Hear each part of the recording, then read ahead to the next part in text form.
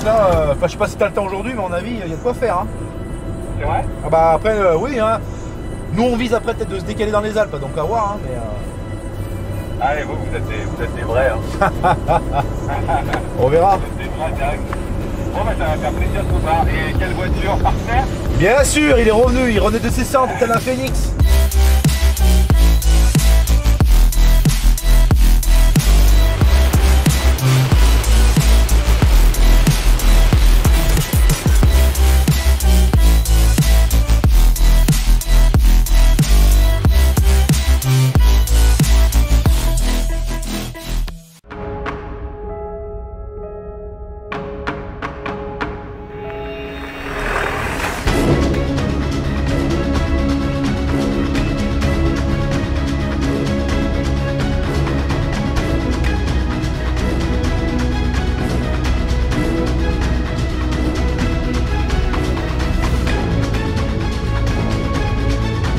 Il y a de la graine là-haut. Il y a de la grosse graine là-haut.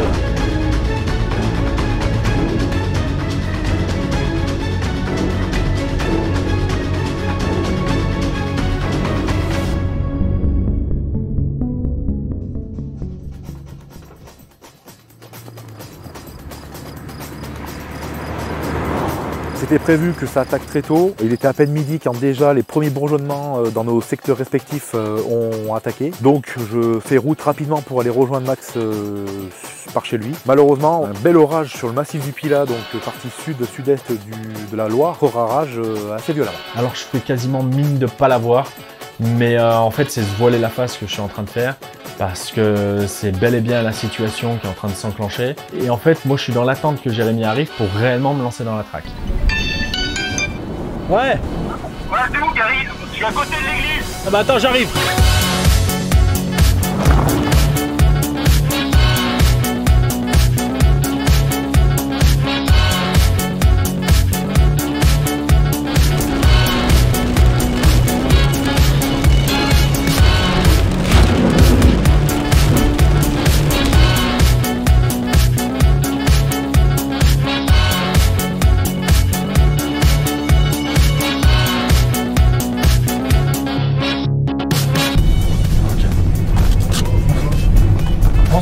François.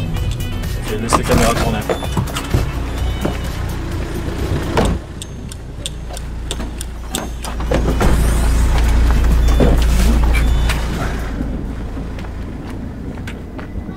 Ah François?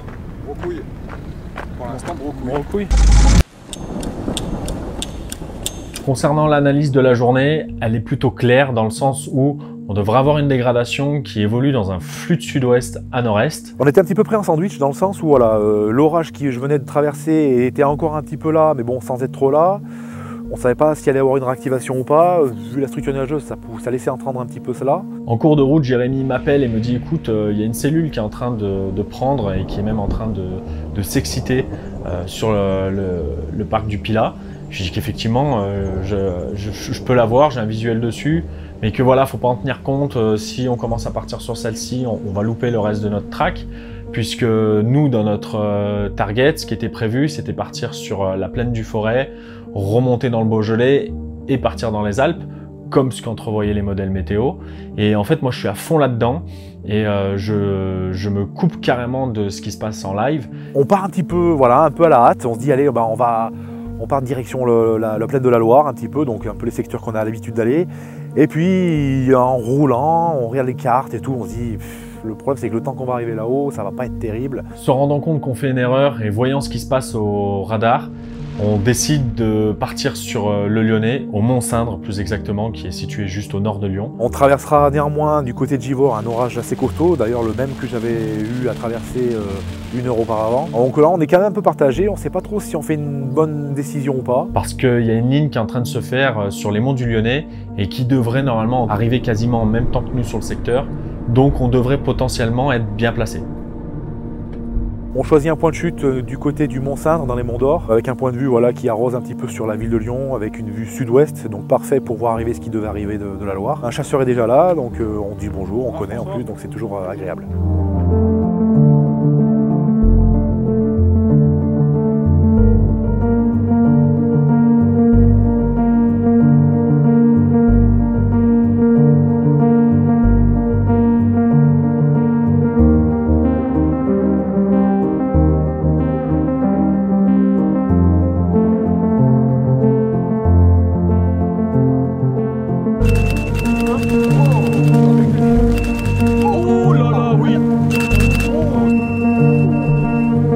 a une cellule qui se fait plus au sud-ouest de Lyon, mais qui voilà est trop loin de notre position et qui malheureusement n'évoluera quasiment pas vers nous. Donc là, Jérémy reprend le téléphone, regarde ce qui se passe au radar live pour se dire voilà, peut-être qu'on va se repositionner autrement.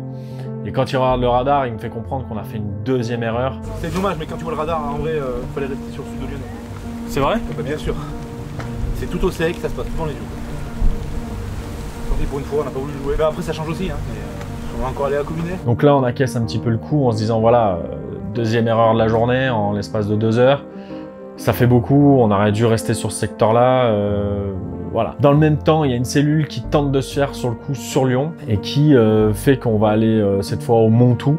Donc là, vue très agréable sur toute la grande ville de Lyon, bien entendu. Et puis en effet, donc voilà, on voit quelques noyaux qui suivent derrière, mais là encore, c'est vraiment très, très faiblard. Quelques rideaux, voilà, qui tombent un petit peu sur les gratte-ciel de Lyon, mais ça s'arrête là. Donc là, c'est deuxième coup dur pour l'équipe, puisqu'on se rend compte que on fait erreur sur erreur. On décide de revoir complètement notre copie en se disant voilà, on va se poser 5 minutes, on va re-regarder les modèles de ce qui était prévu, on va regarder ce qui se passe au radar live, et cette fois on va vraiment comparer. On va comparer les données Synop fournies par Keronos, et puis on va cette fois recorriger le tir pour pouvoir être bien placé au bon moment. Bon, on s'en va, on redescend sur le sud de Lyon parce qu'on a fait une erreur stratégique qui était de penser que la ligne allait remonter. En réalité, il y a une ligne qui prend sur elle-même. On serait resté plus au sud, du côté de la vallée du Gier, donc tout ce qui est rive de Gier, Givors.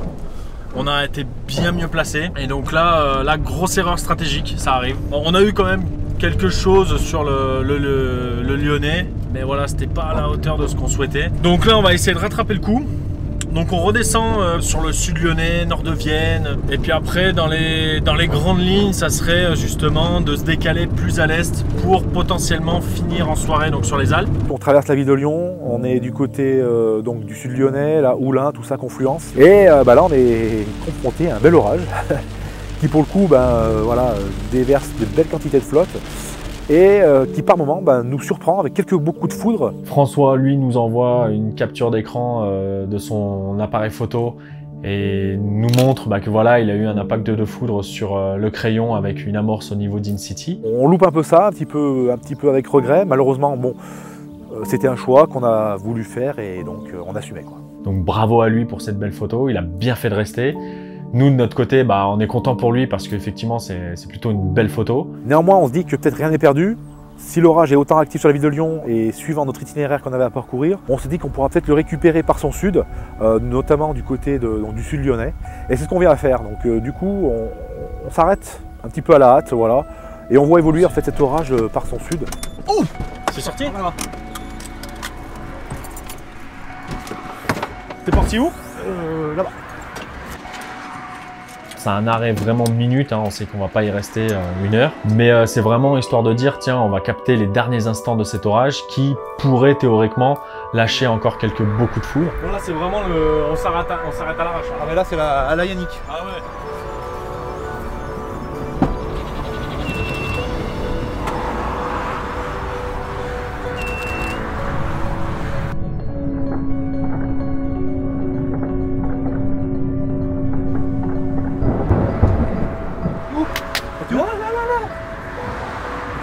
Après ce triple impact, l'activité électrique diminue pour devenir nulle. On décide alors de faire route en direction du point de vue qui a été trouvé précédemment, qui est la côte Saint-André. Un point de vue qui nous offrera pour le coup une vue en hauteur sur ce qui devrait normalement arriver par le sud-ouest.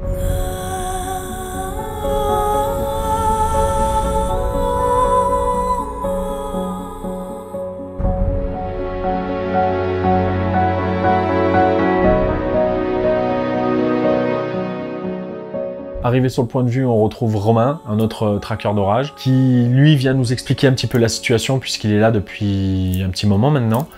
Il nous explique qu'il y a une cellule qui est en train de se faire, donc effectivement il y a un beau rideau de pluie qui est bien visible. Malheureusement elle est vraiment loin, mais il y a un flux de sud-ouest qui devrait normalement la faire glisser jusqu'à nous. Donc on est plutôt bien placé. On va laisser faire les choses, surtout que plus au sud, on voit qu'il y a une ligne de convergence qui s'est mise en place. Donc il n'est pas exclu que ça se forme juste devant nous.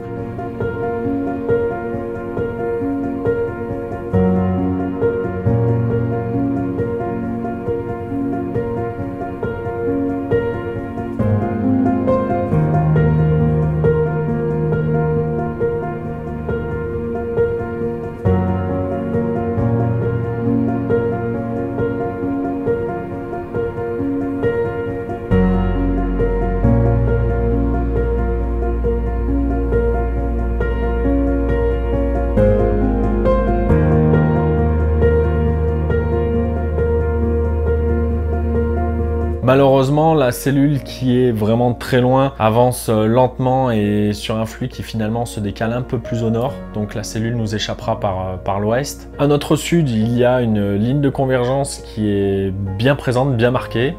On espère qu'une chose, c'est que ça vienne à se créer juste devant nous. On fait face à deux petites cellules donc, qui germent à quelques kilomètres de notre position. Malheureusement, elles donneront que quelques gouttes de pluie à proximité de nous. Quelques roulements de tonnerre dans la structure, mais voilà, rien de bien folichant. Donc là, avec Jérémy, on comprend qu'on est bien placé, le point de vue est joli, mais malheureusement, c'est pas ici que ça va se passer. Les orages, ils ont tendance à prendre un petit peu plus loin, un peu plus sur le relief à notre sud.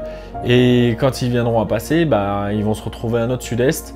Et malheureusement, le point de vue, la vue sud-est, elle est pas très belle. Donc on se dit qu'il faudrait chercher un nouveau point de vue. On décide finalement de partir du point de vue initial. On trouve un champ voilà, où on peut se poser tranquille, on attend un petit peu. Et puis on se rend compte qu'au final, du côté de la vallée de Saint-Marcelin, il y a une activité qui est en train de se mettre en place. Les premiers ramifiés viennent à sortir. Et puis c'est un, puis deux, puis simultanément. Et là, on a voilà, maintenant une activité orageuse qui s'accélère et qui s'intensifie. Qui à notre goût est encore une fois peut-être un peu trop loin parce que c'est sur les reliefs.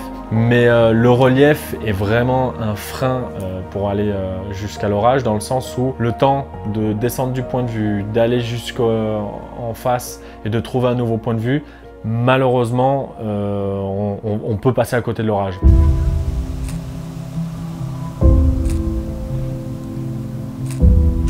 Oh oui, super. On fait bien donc d'attendre parce que tout doucement, voilà, ce paquet orageux remonte un petit peu sur nous. Alors sur nous, pas tout à fait.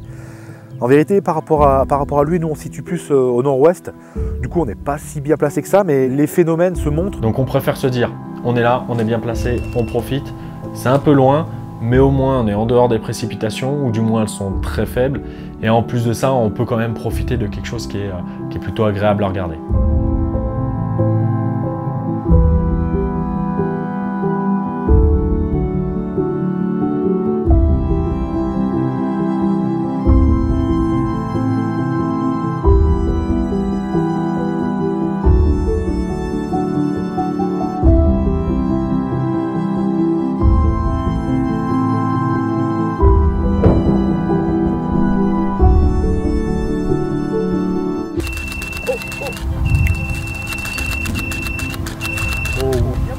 Oh là là. Oh putain.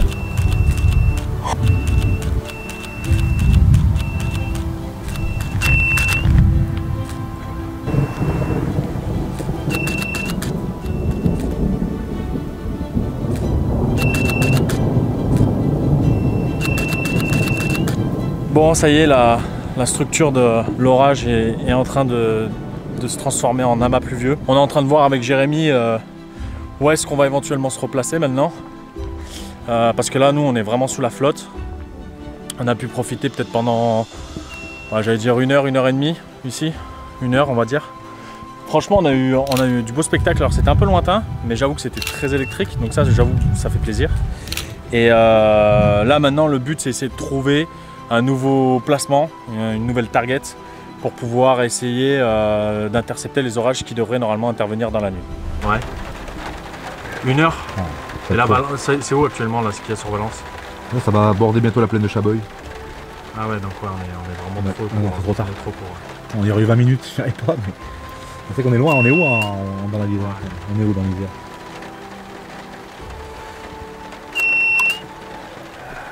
Je sais pas. Voyant que de toute façon les orages sont beaucoup trop loin pour aller les chercher. Ce qui nous attire l'œil, c'est ce qui se passe à notre ouest. Il y a des couleurs vraiment de feu qui se mettent en place. Et là, on se dit qu'il va y avoir un mood exceptionnel. Donc, ce qu'on fait, c'est qu'on se redirige pour avoir une vue vers l'ouest. On se dit, voilà, écoute, on va tenter un peu le coucher de soleil, faire quelques belles ambiances. Et pour le coup, on ne sera pas déçus.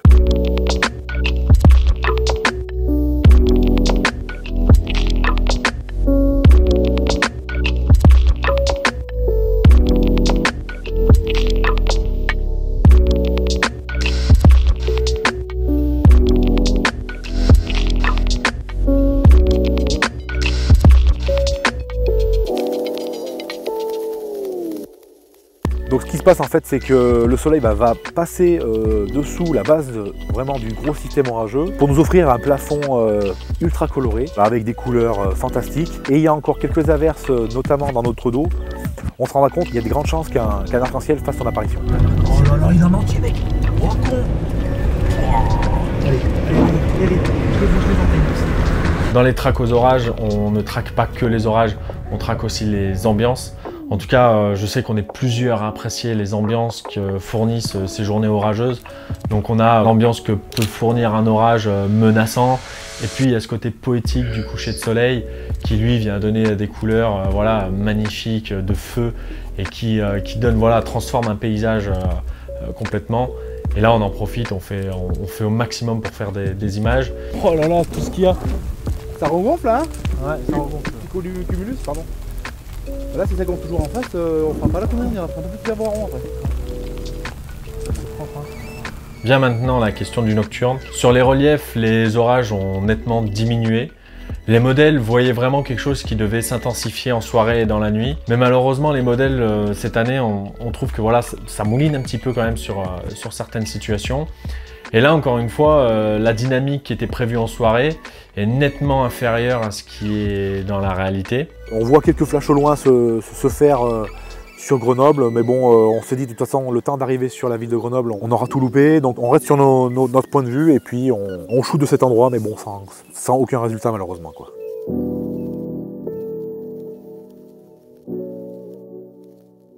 Ainsi se finira cette chasse du jour. Et puis moi pour le coup ça sera un petit peu la fin de saison, saison ô combien compliquée cette année. Nous sommes en train de vérifier les prévisions météo pour aujourd'hui, surtout cette nuit en fait, où de violents orages sont prévus. Pourquoi est-ce qu'on est allé au golfe de Gênes? C'est surtout en fait pour son potentiel tornadique, en fait surtout de trombe, qui est très important dans cette région. Donc on va espérer de beaux orages avec quelques trombes si possible. Elle est énorme, mec. Elle est mais monstrueuse.